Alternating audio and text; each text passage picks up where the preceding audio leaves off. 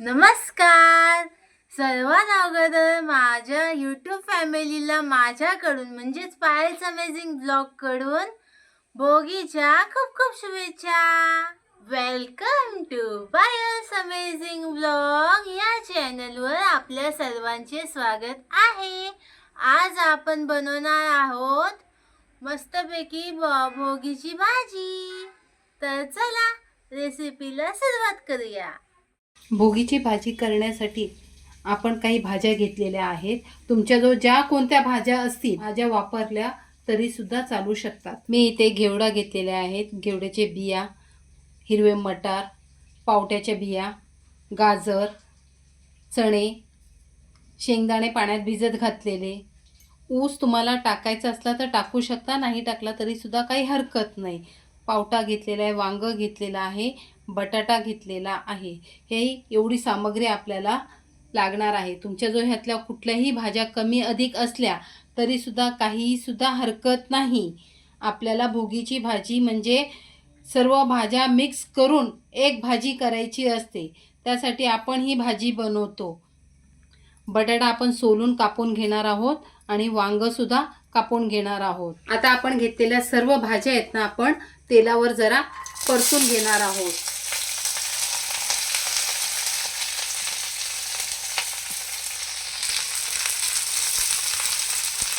वरून थोडंसं मीठ टाकून घ्यायचं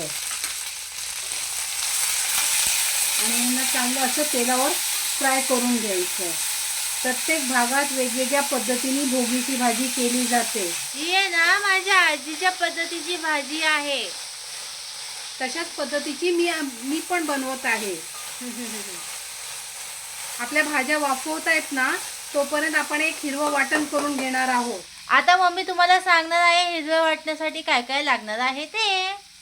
कोथिंबीर, आलं, लसूण, मिरच्या, सुकं खोबरं, धने, जिरे आणि पांढरे तीळ हे सर्व आपण मिक्सरमध्ये टाकून बारीक अशी याची पेस्ट करून घेणार आहोत. लागेल तसं पाणी टाकून आपण हे वाटून घेणार आहोत. आता ह्या आपल्या तेलावर चांगल्या अशा भाज्या फ्राय करून झालेल्या आहे. आता आपण ह्यांना काढून घेऊया.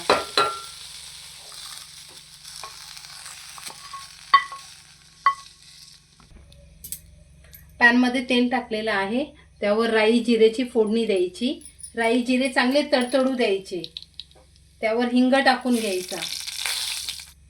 आता त्यावर आपण काही मसाले घेतलेले आहेत.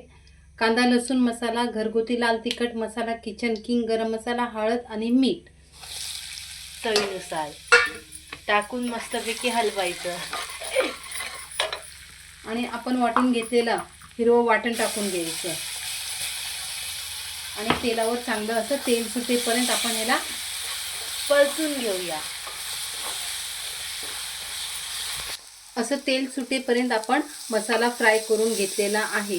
तुम्ही हे जे आपण हिरवं वाटण केलं हे तुम्ही अगोदर भाजून घेतलं असतं तरीसुद्धा चालतं, पण मी भाजून नाही घेतलेले. आता आपण त्यावर हे आपण जे तेलावर फ्राय केलेले सर्व भाज्या आहेत त्या सर्व भाज्या आपण ह्याच्यावर टाकून घेणार आहोत. हे शेंगदाणे मी भिजत घातलेले होते, ते शेंगदाणे पण टाकून घ्यायचे आणि पुन्हा एकदा व्यवस्थित असं हलवून घ्यायचं आणि मिक्सरच्या भांड्यात पाणी टाकून आपल्याला भाजी शिजवण्यासाठी जेवढं पाणी लागणार आहे तेवढं पाणी टाकून घ्यायचं आणि वर झाकण ठेवून भाजी शिजून घेऊया. आता आपण झाकण उघडून बघूया. अशी किती मस्तपैकी तरी आलेली आहे बघा भाजीला.